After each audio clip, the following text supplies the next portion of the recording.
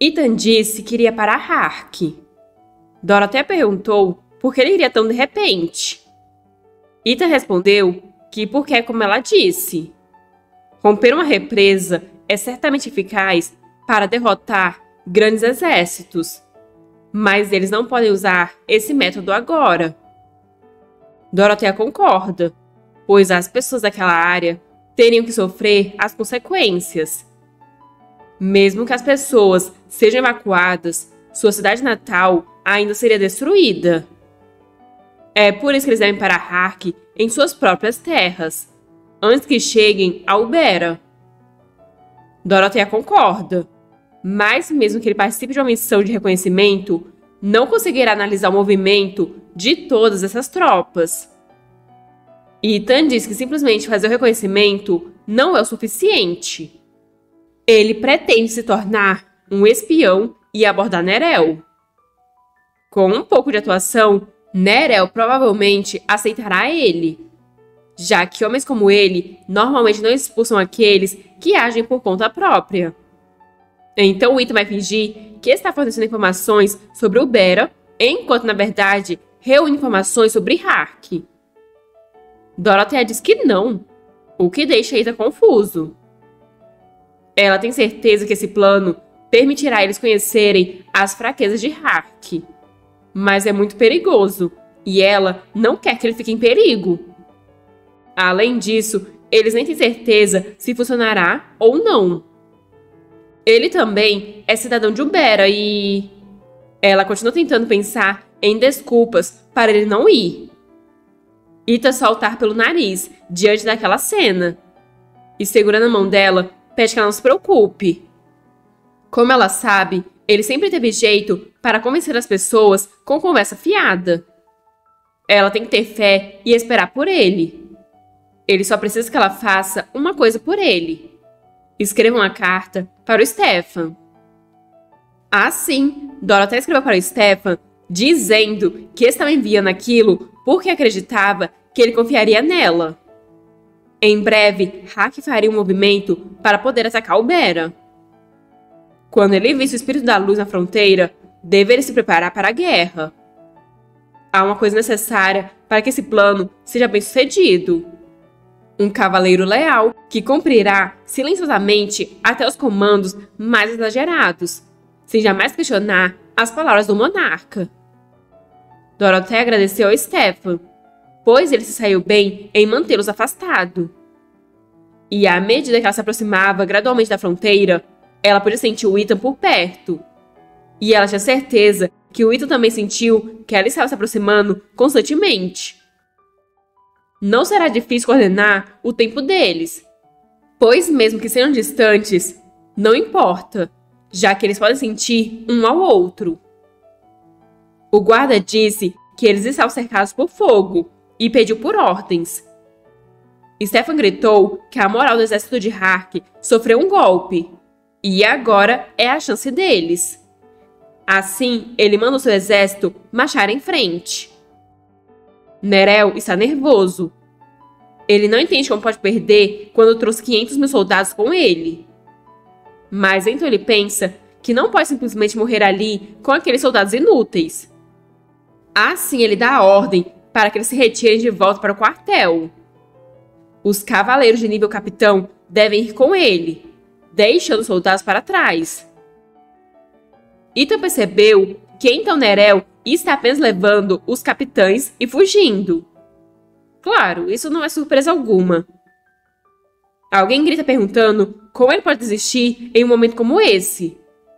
Mas usando seu poder, Nerel apenas manda ele calar a boca. Nerel e os capitães estão fugindo em seus cavalos em meio às chamas.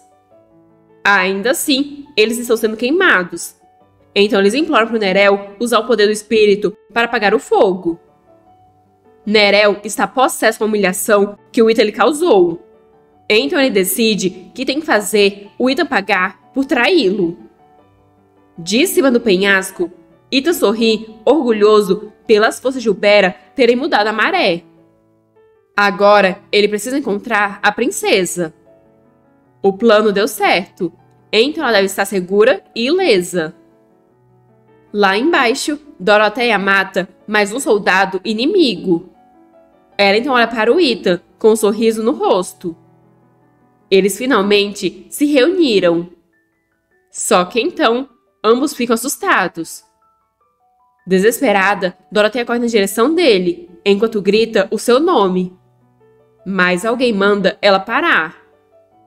Nerel está ameaçando o Ethan, coloca a espada em seu pescoço e fala para ela que é hora dela se render. Mas Doroteia simplesmente abaixa a espada, enquanto pergunta se ele acha que ela vai dar ouvido às ameaças vazias de um rato encurvado. Nerel diz não ter certeza, mas parece que a toda-poderosa princesa já abaixou a espada. Ela acha que ele teria medo de um país pequeno como Bera a ponto de não conseguir matar o Ethan? Doroteia pensa que seria difícil para o Ethan escapar dessa situação sozinho, pois ele não é um guerreiro e está exausto. Ser perfurado por uma flecha poderia ser fatal para ele. Mas como ela pode se livrar do Nerel e salvar o Ethan? O Nerel pode matar o Ethan enquanto ela estiver fora, pedindo uma emboscada para o Stefan. Mas se os soldados recuarem agora, será o fim. Ethan acha uma sensação agridoce saber que ela se preocupa tanto com a vida dele. Mas ele não quer que ela se renda por causa dele. Assim, ele segura a espada, aproximando ela de seu pescoço. O espírito da luz começa a ir na direção da Doroteia, o que deixa ela confusa. Com um sorriso, Ethan pede para sua querida tirana se tornar uma monarca sábia dessa vez. Nerel grita para ele não tentar nada, mas já é tarde demais.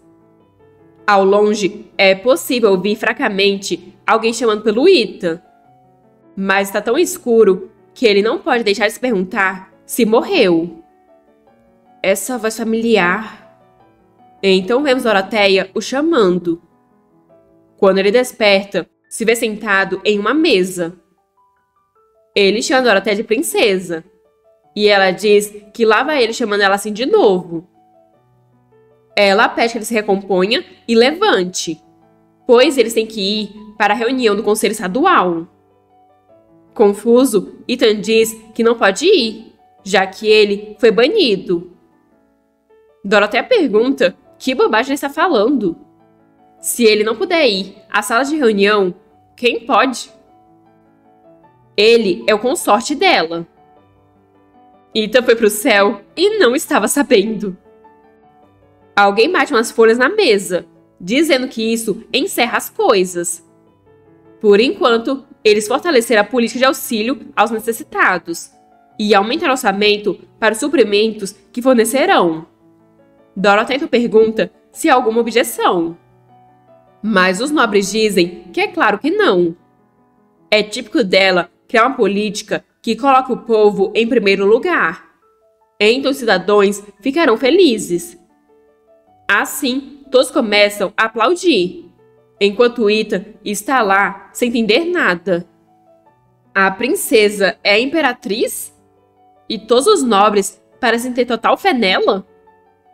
Isso é completamente diferente da vida anterior deles, quando ela foi chamada de tirana. Agora, todos a respeitam e a elogiam, e ela está implementando políticas benevolentes e louváveis. Ela se tornou a boa e sábia monarca que desejava ser. Mais tarde, Ethan e Doroteia estão andando de mãos dadas. Era normal para eles ficarem escondidos em um canto remoto do jardim do palácio. Então ele não acredita que finalmente chegou o dia em que eles podem passear juntos com orgulho. Isso é... Como se completasse seus pensamentos, Doroteia diz que isso é como um sonho. Eles nunca teriam imaginado poder andar no jardim assim antes. Ela tem sido tão feliz ultimamente. Todos acreditam nela como imperatriz. Estão felizes e apoiam ela, enquanto elogiam como uma monarca sábia. Então, ela está muito feliz por ter voltado para uma nova vida. E isso foi tudo graças ao Ethan. Ethan dá um leve sorriso e, colocando a mão no rosto dela, diz que não. Tudo isso aconteceu pelo esforço dela, Então ele pede que ela não diga as palavras que ele quer ouvir. Porque mesmo que isso seja um sonho, ele não quer manchar as conquistas e reputação dela. Dorothea pergunta o que ele quer dizer. Os nobres que apoiam e seguem ela, as pessoas que elogiam como uma monarca sábia, ele ao lado dela e ela dizendo que estava feliz por causa dos esforços dele. É um sonho tão bom que ele nunca quer acordar. Ele não voltou para sua própria felicidade, pois o objetivo dele é a felicidade dela. O Bera vencerá a guerra com a morte dele, e a princesa se tornará a imperatriz após ser reconhecida por seus esforços de guerra. Ele tem certeza de que ela será lembrada como uma monarca sábia na história. Então o papel dele termina ali. Ele deveria aceitar sua morte, mas... De repente, um forte clarão o envolve. Quando ele olha, vê o espírito da luz ali, perguntando se ele está satisfeito com isso. Ethan não entende porque o espírito que não interfere nos assuntos humanos está ali de repente. Ethan então responde estar satisfeito, já que a Dorothea pode ser feliz agora. O espírito pergunta se ele diz que ela ficará feliz. Ele realmente pensa assim? Uma imagem da Dorothea, implorando para ele abrir os olhos, aparece na sua frente. Se debulhando em lágrimas, ela pergunta como pode viver sem ele. Então, novamente, o espírito pergunta se o coração dele está satisfeito. Ethan pensa que a Dorothea finalmente encontrou felicidade em sua nova vida. E até o aceitou. Ele não pode pedir mais do que isso. Mas se ele pudesse pedir mais uma última vez, então... Todos estão lá sorridentes e felizes. Mas então, a porta se fecha. Com lágrima nos olhos, Ethan responde que não. Ele quer continuar vivendo com ela. O espírito então sorri. A luz é o poder da vida. E a vida, instintivamente, corre atrás da felicidade. Então o espírito deseja que a bênção da luz esteja sempre com eles dois. A visão do Ethan começa a clarear aos poucos. Tosse, sangue e alguém está chamando por ele. Então, enfim, ele consegue abrir os olhos, se encontrando todo enfaixado em uma cama. A primeira coisa que ele faz é perguntar onde está. Então, ele vê a princesa ali, ao lado da cama dele. Ele pergunta se ela está bem, mas só de ver ele acordado, ela já começa a ficar com vontade de chorar. Ela diz que pensou que ele estivesse morto, então se joga nos braços dele. Ele disse que eles se encontrariam novamente, então fez isso. Ethan percebeu que então isso não é um sonho. Assim, ele se desculpa. Mas Dorothea diz que não é isso que ela quer ouvir. Então, dando um beijo na testa dela, ele diz que sentiu muita falta dela, o que deixa ela felizinha. Ele pergunta se ela não acha que ele melhorou seus hábitos.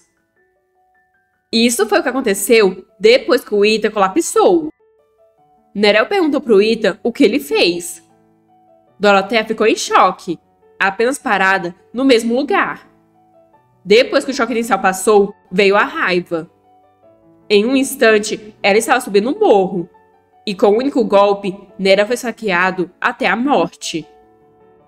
Tudo o que restou foi o exílio sem vida, e a princesa soluçante que o segurou em seus braços. Então ela percebeu algo.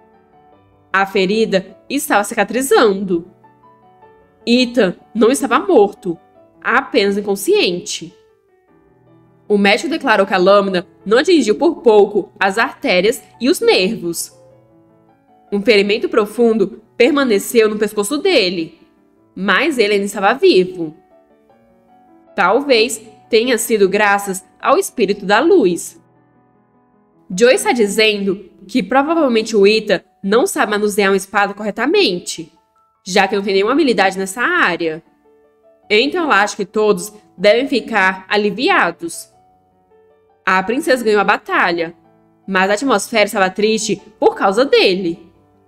Mas com um enorme sorriso, Ethan diz que ainda assim, ela foi vê-lo assim que ele acordou. Desesperada, Joy tenta negar. Afinal, por que ela iria ali para vê-lo? Dorothea bate na porta, comentando que parece que eles dois se tornaram bem próximos sem que ela soubesse. Joy pergunta se ela falou com o imperador, e ela responde que sim, e que voltará para Lampas amanhã. Isso significa que o imperador reconheceu o papel do Ethan nessa batalha.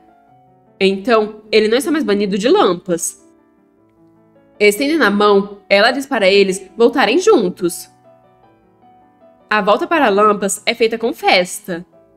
Todos os cidadãos estão lá para recebê-los, e as pessoas comentam terem ouvido que eles derrotaram 500 mil soldados de Hack com apenas 50 mil tropas. Assim que vira princesa, os soldados de Hack fugiram de medo. Então, ela é o herói de Ubera. Assim, eles começam a dar vivas ao herói vitorioso deles. Vivas a Ubera e vivas a princesa Dorothea.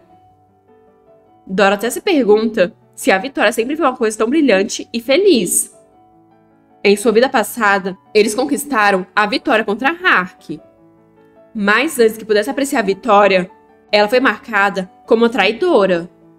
E as pessoas olhavam para ela como se ela fosse um monstro, enquanto ela foi executada como tirana em uma guilhotina. Eles apontaram os dedos, repreenderam ela, a insultaram, jogaram pedras e lixo nela.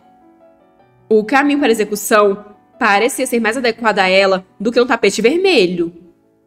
Mas agora, tudo é diferente. Ethan disse a ela que todos a amam.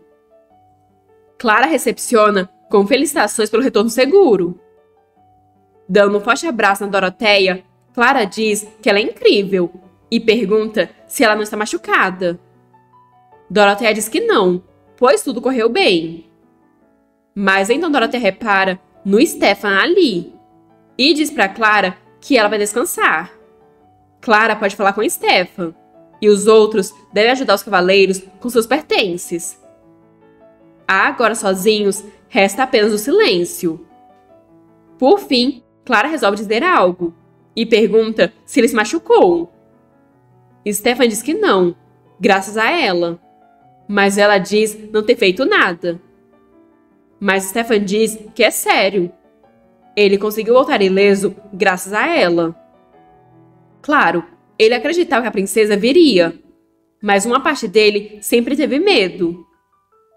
Ele ficou com medo quando viu a condição absurda da fronteira e quando viu o número aparentemente interminável de soldados de Hark avançando na direção deles. Mas toda vez que ele se sentia assim, ele segurava o pequeno amuleto que ela deu a ele para ter coragem e recuperava a força para lutar as batalhas.